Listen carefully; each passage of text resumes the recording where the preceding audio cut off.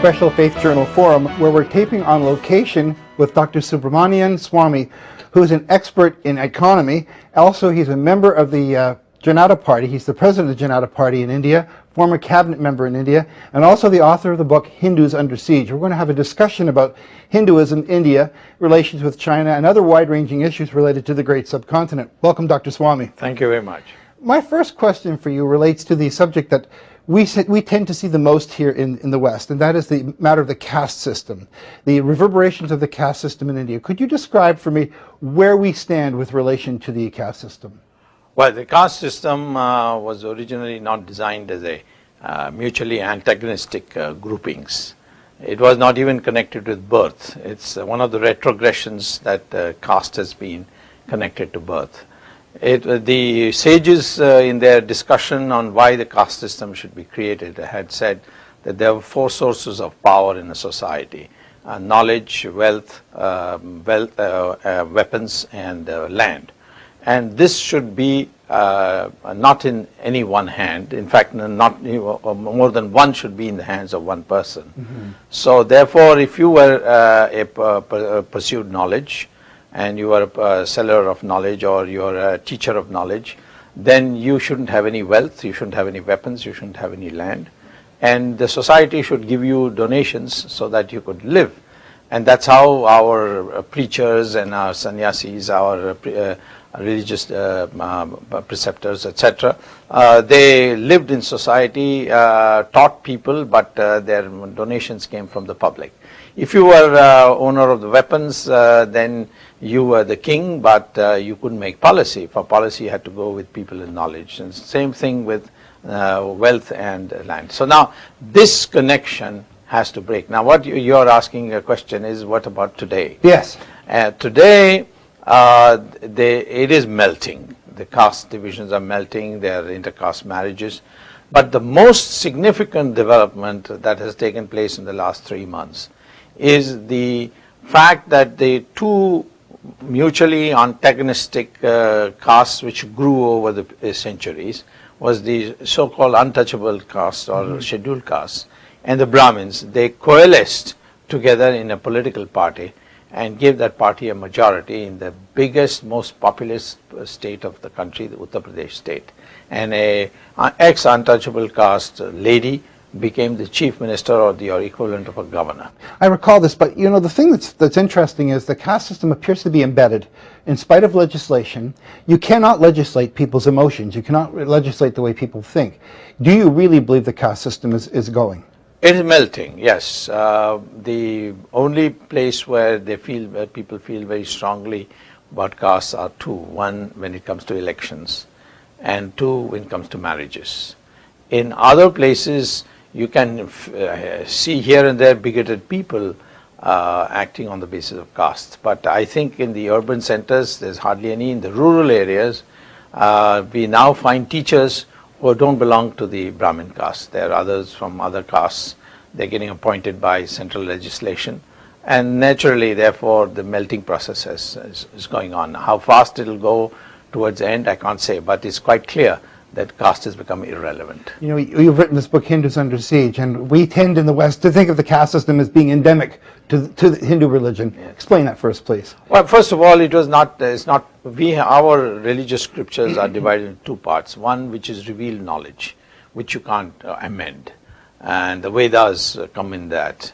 Then there is something called ordained by priests, which is called Smriti literature, which can be amended from time to commentary. Time. It's not commentary, it's codes. You know, when a girl should get married, what should be the boy's responsibility, what the parents' responsibility.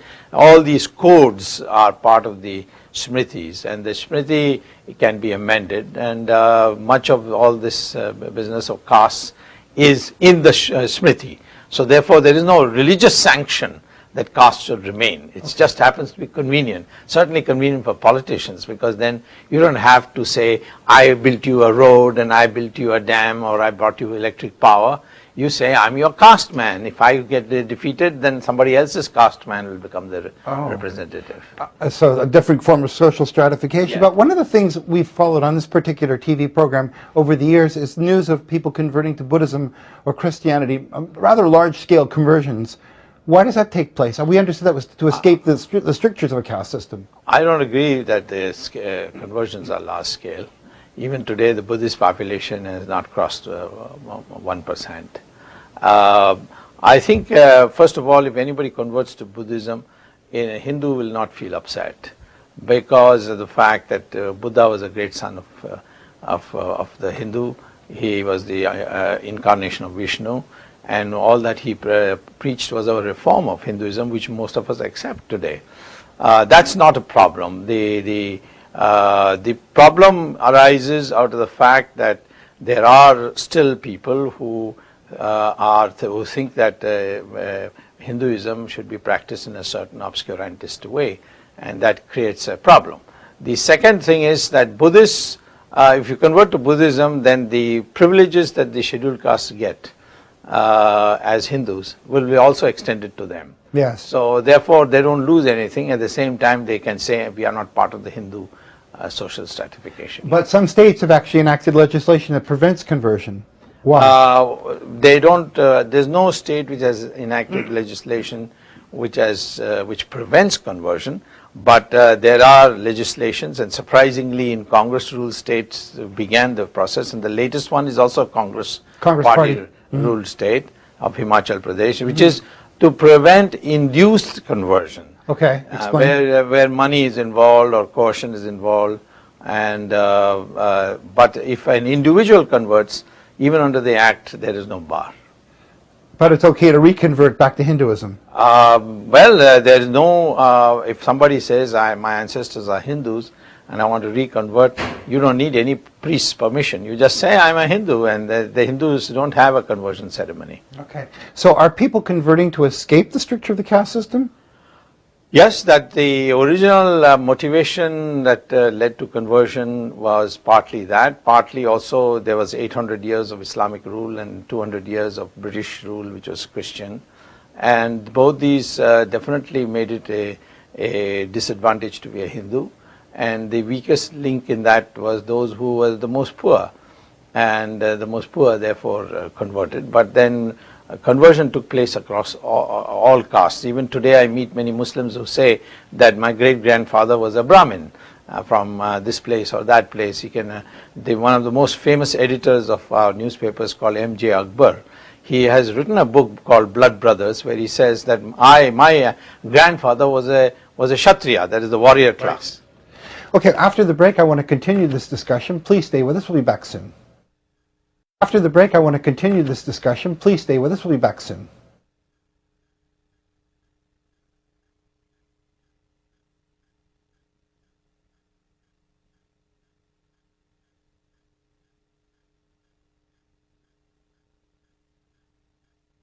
And try to convert people, then have these quotas, how many churches they built, how many people they converted, and go back and collect some more.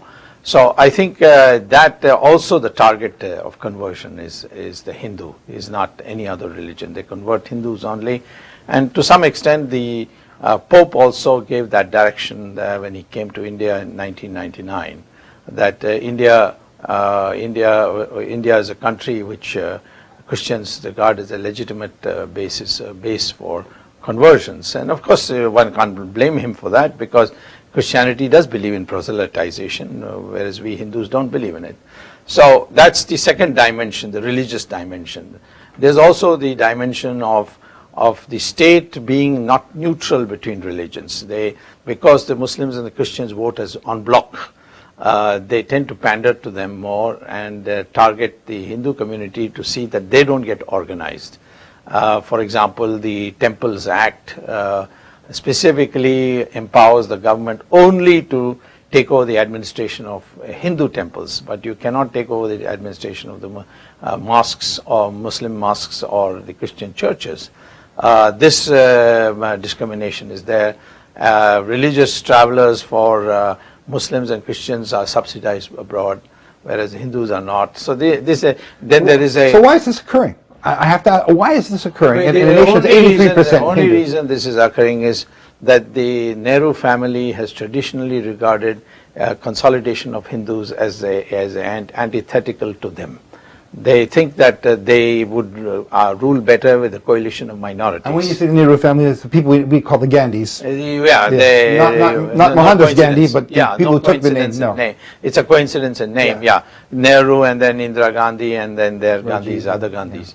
Yeah. These people have always regarded their source of power as a coalition of minorities, and these minorities vote 100% as a bloc. Whereas if the Hindus consolidate, they would have a problem. Now there has been, from what I perceive, a sort of back to Hinduism movement in India in the last, I guess, 25, 30 years in particular. What's driving that? Well, partly the feeling of that we Hindus in our own country, which has been traditionally a Hindu country, there was a time when it was 100% Hindu country, are second-class citizens. How's that?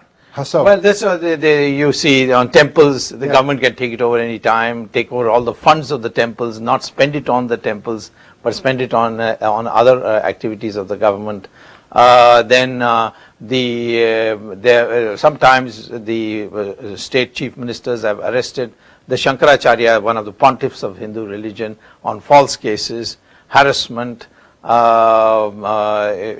one state in India called Andhra, they tried in fact to take over the property of the thing and hand it over to the Christian churches. Well, I want to come back to the Christian issue first of all and ask you, so what's the problem with Christians attempting to convert people? There's no problem with Christians per se. In fact, I myself went to a Christian missionary school. We all have great deep regard and respect for the education.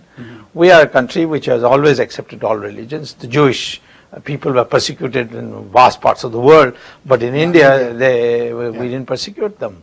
And what we do feel is that this new crop of entrepreneurial Christians who come, Go on. who come there with their jumbo jets and plane, and then hold galas, and then try to claim that they are converting people, offer people scholarships to study in the West, jobs, employment, so on. It's a kind of induced conversion, and we think that's bad. Well, I think some of them have felt, I'm going to speak for them in a second, they felt that the strictures of the caste system have left a wide segment of the population thirsting for some form of liberty, which they feel they may get if they become Christian.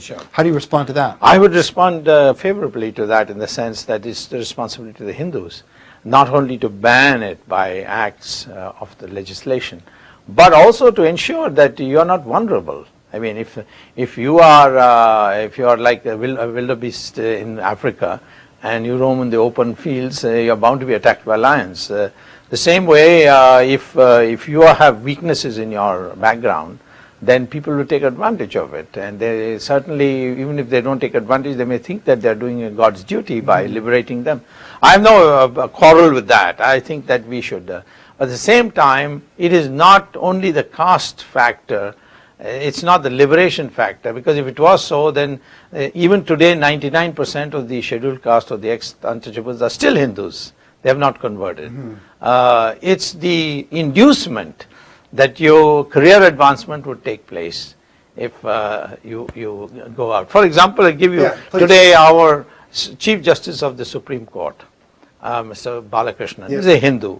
He's from the ex-untouchable caste, and his father converted to Christianity and then reconverted to Hinduism later. So they asked him, after his son became the Chief Justice, that, well, why did you do that? And he said, well, I wanted a good education and I couldn't afford it, but I didn't want to leave Hindu religion, so for the sake of meeting the requirements of the Christian schools, I converted, and when my education was over, I reconverted. So I think the caste system injustices are not the main part of the conversion activities. It's the main part is motivated by offer of heaven once you convert. Salvation. When we come back, what I want to talk about is whether India really is a secular society as it claims. Please stay with us. We'll be back shortly. Please stay with us. We'll be back shortly.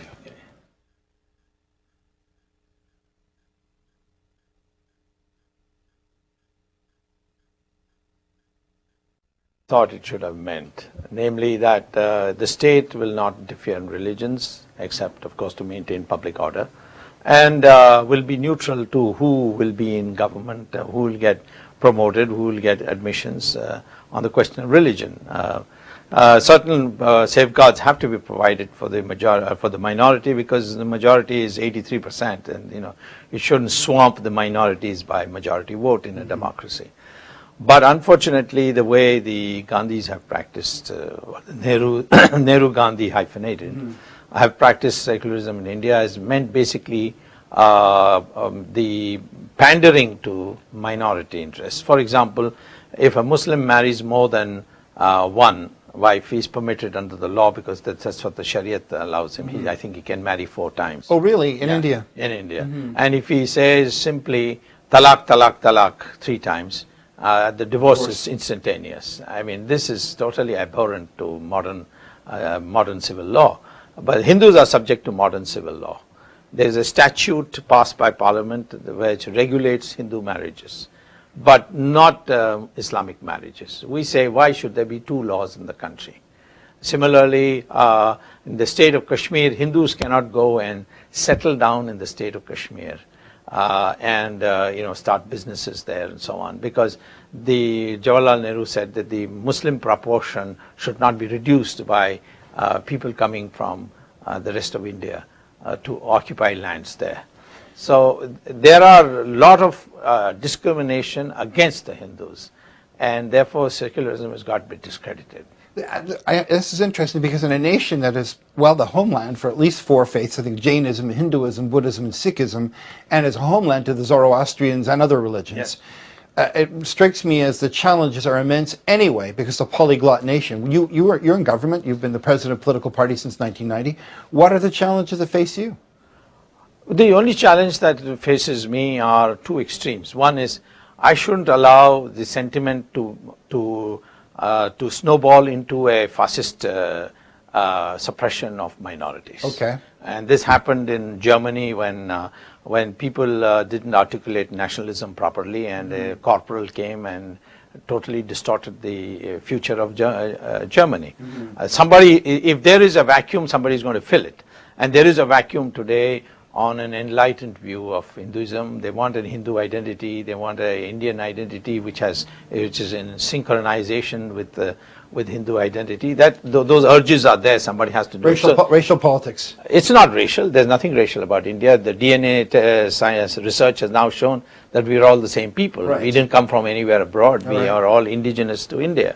But this is the one extreme. The other extreme is that without a well-defined Indian identity, we will not be able to progress as a nation, because we've got 130 million Muslims who are being told that they are transnational. They are not, they are Muslims first and Indians second. Now we've got to tell them something by which we don't hurt their feelings. Who's telling them this? Oh, Osama bin Laden is telling them, the Al-Qaeda is telling them. And they are making inroads. Because there's nothing else to challenge that concept. And we have to do that, and we have to define an Indian identity where Muslim has to place Indian interests above even their religious interests. Now, as I understand it, there's a system of reservations or quotas for hiring and placement in certain positions, applying for school, etc. Is that working? Well, as far as reservations is concerned, the part that's not working is the proposal to reserve quotas, provide quotas for Muslims and Christians. And to some extent, other castes besides the ex-untouchables. As far as the ex-untouchables is concerned, there's unanimity that these people have suffered imposed disabilities. These disabilities that they have today are not something they have acquired by lack of concern for education, whatever. This has been imposed on them by the rest of society. So we have to compensate for that, and that there's no debate on that. Okay. The debate arises whether we should give it to other castes also, and Christians and Muslims, merely because they are poor. Because the poverty becomes a concept, then it should be also apply for higher castes of India who are also equally poor. For instance, the Brahmins are supposed to be caste-wise itself poor. The Brahmins are amongst the poorest people in India today, even though they still enjoy high social status. Now, there's no reservation for them.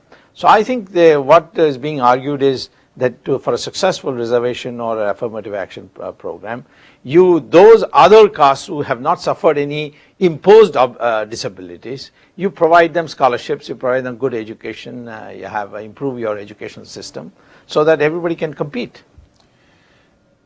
This form of social engineering, such as you have it now, has it worked? It has it will not work if it has worked in the sense for the scheduled caste. It has made a lot of difference. A lot of people have come in high places. We have had a president who's from the ex-untouchable caste. We have now Chief Justice of the Supreme Court who's from the ex-untouchable caste. Now the Chief Minister is not only a scheduled caste, but she's also a woman in the state of Uttar Pradesh. So we have scheduled caste climbing up the social ladders all along the way. And that's happening, maybe not fast enough, but certainly happening about as fast as the system can bear. But where it is not working is the attempt to give reservations to these non-imposed disabilities. So, for example, I could be a person as a Brahmin, and my family could, for 2 or 3 generations, have been disadvantaged economically, yeah. and the deck is stacked against me. Yes, it is stacked against you because you can't afford a good school, and you can't therefore compete in competitive exams for the IITs and the IIMs. So the question is, the Brahmin says, what have I done? I mean, that I should be discriminated. Why the Muslims and Christians have ruled the country for 1,000 years together, sequentially, and they are to get reservations, but not me. So that's where the tension is arising. Thank you, Dr. Swamy. Faith Journal continues after this break. Swamy, Faith Journal continues after this break.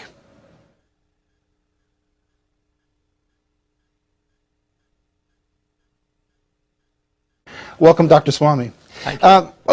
The question I have is, on the 60th anniversary of independence, India's independence, the nation is emerging economically. What impact is that having on faith and culture in the nation overall? Well, it's having 2 different types of effects. One is a positive one is a negative one. And I don't know how it's all going to work out because globalization is moving at breakneck speed.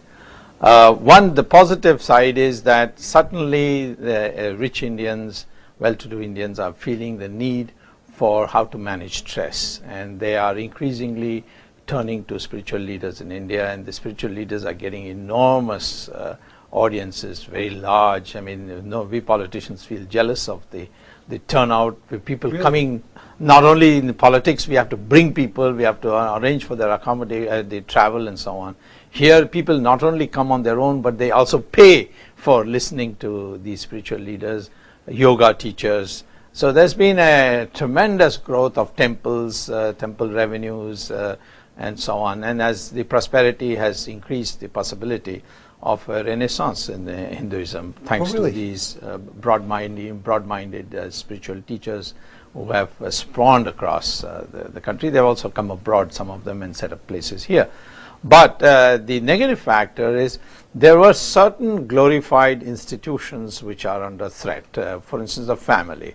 The family has been a great shock absorber for the community. We have no social security system in place even today, and the unemployed or the handicapped and so on were always accommodated within the family. And the net result is that this family is being disrupted into nuclear families. We have 4 families to 5 families living together in a big place, now being converted into nuclear families. And so naturally this is one aspect. The second is the taste revolution that is taking place in terms of food, in terms of clothing and so on. That is making people concerned that whether we are losing our roots, we are forgetting our past. And the desire to learn Indian languages and so on is going down because English is such a premium, and we have so much access to learning English. So these are negative aspects. But I think if I go by historical trends of India, the way of thinking of a Hindu is so ingrained I think in the end the compromise will be worked out. We'll have a modern Hindu who will not have the past obscurantist practices and prejudices and superstitions, and at the same time committed to Hindu institutions. And I think globalization may help, because we see this abroad too, that rich Indians are playing a major role in ensuring that good textbooks are written on Hinduism and so on in modern language. You see, the challenge with globalization is how do you maintain your own culture in the face of this huge, I guess it's mostly Western, mostly American culture. The Japanese seem to have done a fairly good job at it. How is India going to withstand this wave, so to speak? Well, I think the Japanese haven't done a good job. They're still, I think they're still too narrow-minded. They're unable to accept foreigners. They have a huge demographic problem, and I think maybe I should have qualified good job to say they've actually put the fortress walls up, is what I should have said. Yeah, that's okay. Right. I think Indians that way have a much more open approach, and we can absorb. We have absorbed in the past. We can absorb, and I don't think that I find, for example, 10 years ago, if there was an Indian marriage, a Hindu marriage, the bridegroom would be dressed in Western clothes, which is Thai clothes. And now that's gone. There was 10 years ago, children were calling their mothers and fathers mummy and daddy. That's gone. And wearing traditional Indian clothes has now become a thing to do on social occasions. Not in the workplace, but certainly in social occasions. So there's a dual process going on. There's globalization, but at the same time, and you'll have to explain this to me, why are cities like Bombay being renamed Mumbai and Madras has become Chennai, etc.? What's going on here? Well, in the case of Bombay becoming Mumbai, it's understandable because in the local language, it was always called Mumbai. And so why should you use it by the anglicized name? Fair enough. Bombay. But in the case of Chennai, of course, I think it's stupidity, because Chennai was never the old name for the city of Madras. And that's why the Madras High Court has said, we'll continue to be known as Madras High Court. We will not change. So what was that about? That was the party in power had a phobia about if they were to go back to the old name, the non-British name of then it would have been called Mylapore or something else, which had connotations with Hinduism. And the present dispensation in power is anti-religious. I'm fascinated by your comment earlier about how people of means are now returning to faith. Yes. How does that? What are you seeing? How's that demonstrated? Well, it's happening here too. For instance, I saw in Business Week, which is an American magazine for businessmen, that for stress control, they find the teaching of Bhagavad Gita will help. For instance, the idea that you have freedom in this world, you have freedom as a human being only to do action. But the fruit of that action, how it will come, in what form it will come, is not in your hands. That's in the hand, as God says, in my hands. I might give you a lousy job and a wonderful wife, or a lousy wife and a wonderful job. You're not going to have everything. So this reduces, this kind of mental outlook reduces stress.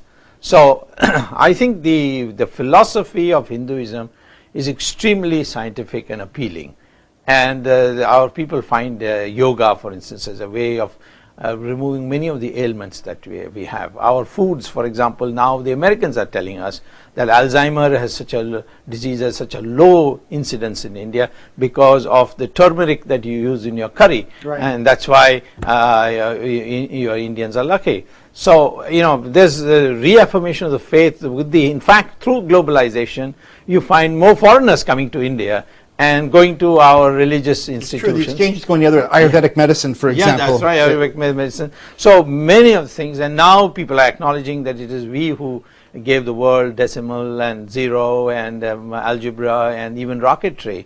So it's new sense. So pride is also coming with the knowledge of with this globalization. Fascinating. After the break, I want to talk some more about that. Please stay with us. We'll be back shortly.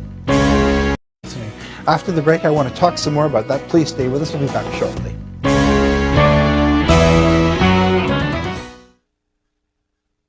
Dr. Swamy, you're talking to a number of temples and organizations here in Canada. The state of Hinduism outside of India, does it compare with the state of Hinduism inside of India? In some ways, it's doing better than the state of Hinduism in India, because here we have modern minds who have come together, and now the literature that they are producing, the reinterpretation, the interpretation of our scriptures and so on, they're bringing out in glossy books. They're doing extremely well in that sense. But the globalization question that you raised earlier impacts Indians much more in the West, because you go through schools here for Indian children, then they come out talking like Americans and behaving like Americans, and that is something which suddenly the Indian families find very difficult to cope with. The dating system here, or the marriages, or the sanctity of marriages, and the way the parents count for their old age, etc.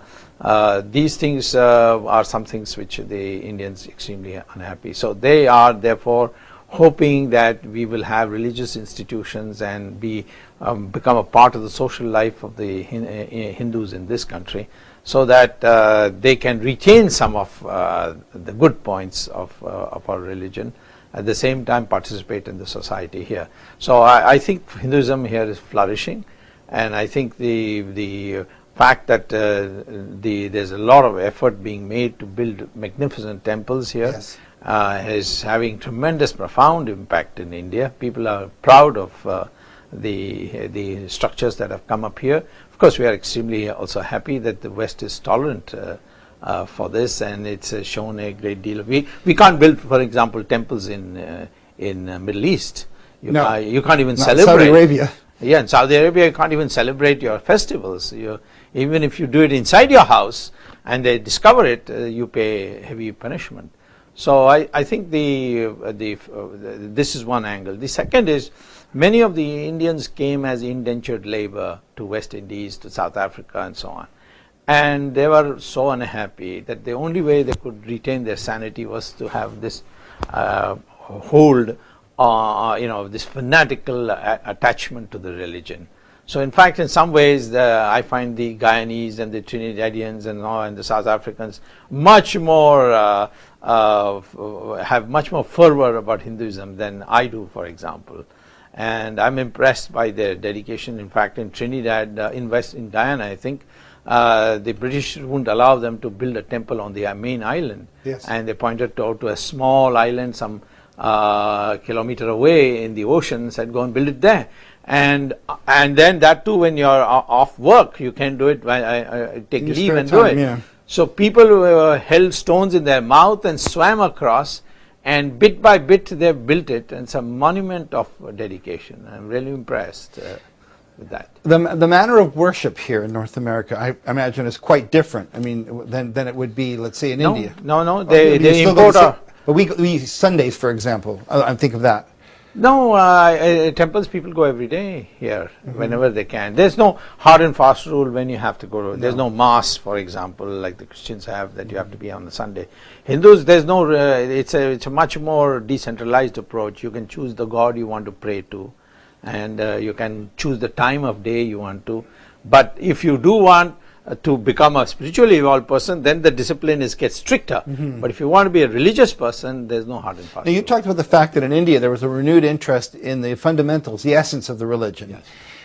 Over here, is that the same, or are we still seeing weddings with cakes and white weddings and bridesmaids? Yeah, here there's they are a little defensive on being innovative on how to evaluate and interpret religious concepts. So they're a little more conservative in that sense than in terms of practices than back home. Back home we can experiment, and we can even have religious ceremonies through the television, which will be intolerable here. Oh, really?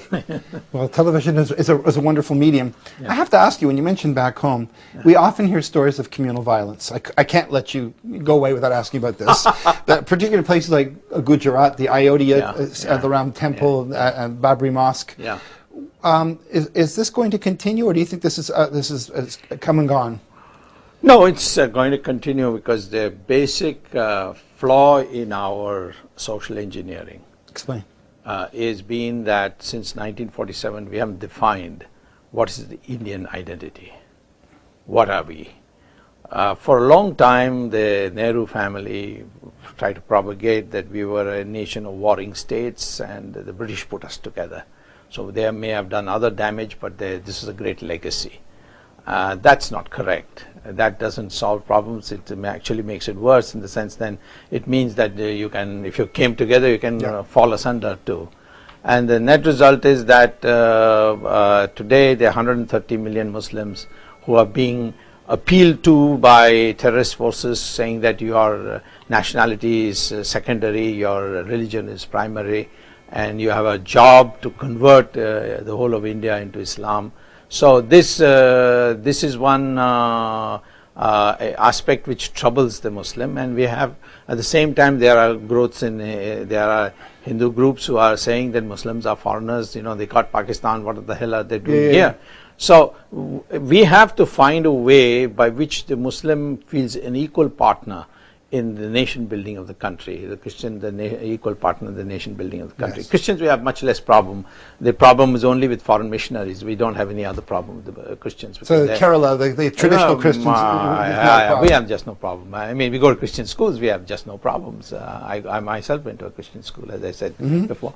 The question therefore is this, and I have proposed in my book that we should regard India as an ancient nation of Hindus plus those others whose ancestors are Hindus, so that Muslims and Christians can claim equal right to the legacy of India as Hindus can. And privately Muslims accept that, and Christians of course easily accept that, and because it is a fact that 99.9% of the Christians and Muslims in India are people who converted at some point in history, and they didn't come from somewhere else. So they're all Vedic people, so to speak. They are all indigenous people. So they have as much claim to the past of India as we do. And the only problem is that these hardcore mullahs who are in madrasas, they're making it difficult, and they have been encouraged. That's crept into the Indian Muslim community now too, then, are you saying? They're not, they put them on the defensive. You know, they... Because I identify this with other nations, but India, typically the Muslim community has been fairly tranquil. But, you know, we have recent reports of the London bomb, Glasgow thing, where some Indians have participated with the Al-Qaeda, so we can't be complacent about it. The only way we can prevent and retain the Muslim independence from Al-Qaeda and others is to give them a sense of belonging within the country. Because if you don't, there will be other groups who will say, you're not really a fully Indian, you're a Muslim after all. You know, and then look what Osama bin Laden is saying, that for all Muslims, Hindus are enemies. Jews and Hindus are enemies. You know, this is be openly propagating that. So you have to have a counter for that. That's where I feel that this communal question gets out of hand. In Gujarat, what happened is 56 women and children were burnt alive in a railway bogie, and this let loose in anger, and I think the government perhaps may have been slow in responding. Some accuse them of being deliberately slow, but there's no evidence of that. I think I have been a minister, I have controlled some riots. If you move quickly, and if the police is itself infected, you move the army, and you can control it. Well, after the break, I want to talk to you about one of your strengths, that is the relations with China, discussion of Pakistan, and the future of India. Yeah, sure. Please stay with us. We'll be back. Yeah, sure. Please stay with us. We'll be back.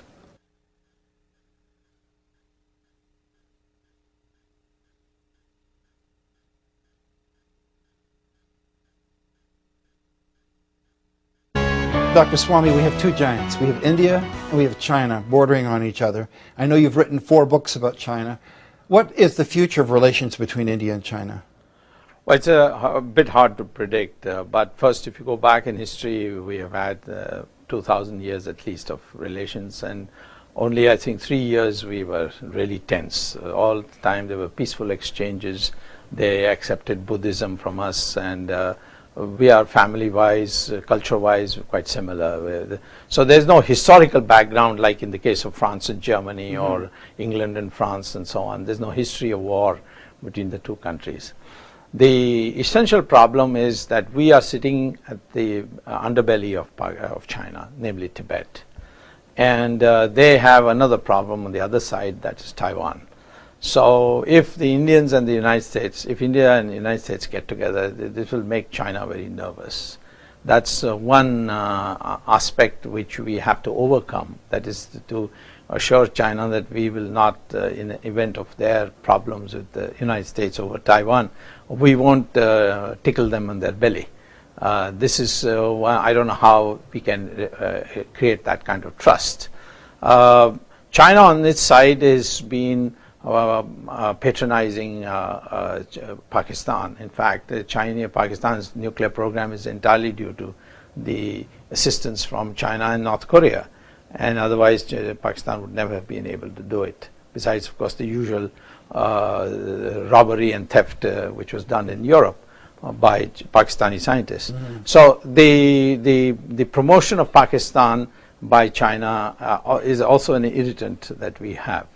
But most of all, China's economic success is on thin ice. That is, their entire success is based on the fact that they're able to export such a large amount to the West. Those exports are not Chinese made. They are maybe written made in China, but they are semi-processed products. 2/3 of it are semi-processed products from East Asia, which go to China for cheaper labor and get so assembled in China and assembled, little value added, and then sent out. So tomorrow, if East Asia were to say India is a better place, then that traffic would go via India.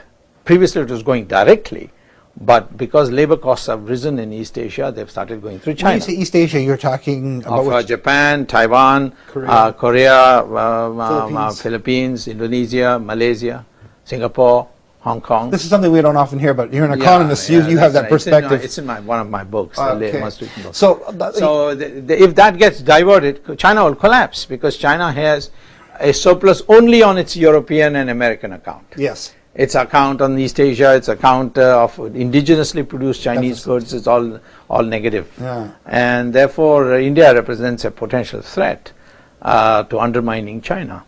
And especially because the Western countries have tremendous influence in these East Asian countries. If India and the United States got together, maybe the East Asians might feel Indian democracy, property rights, and the patents and the intellectual property rights all more favorable. If India improves its infrastructure, this trade would definitely get diverted via India. Can we expect a continuing rapprochement with Pakistan? Well, if there is a Pakistan. Why do you say if there is? That's interesting. Well, see, the Pakistan failed to develop an identity except in terms of anti-Indian terms. What is Pakistan identity? Even today, language? No. There are different languages. There are Sindhi and Pashtuni and Baluchi and they, many of them didn't want to be part of Pakistan. For instance, Baluchistan never wanted to be part of Pakistan. They were forced to be. And India and Pakistan, there was an equation, and suddenly the world has forgotten that equation and started equating India with China. And India has made this tremendous progress in IT.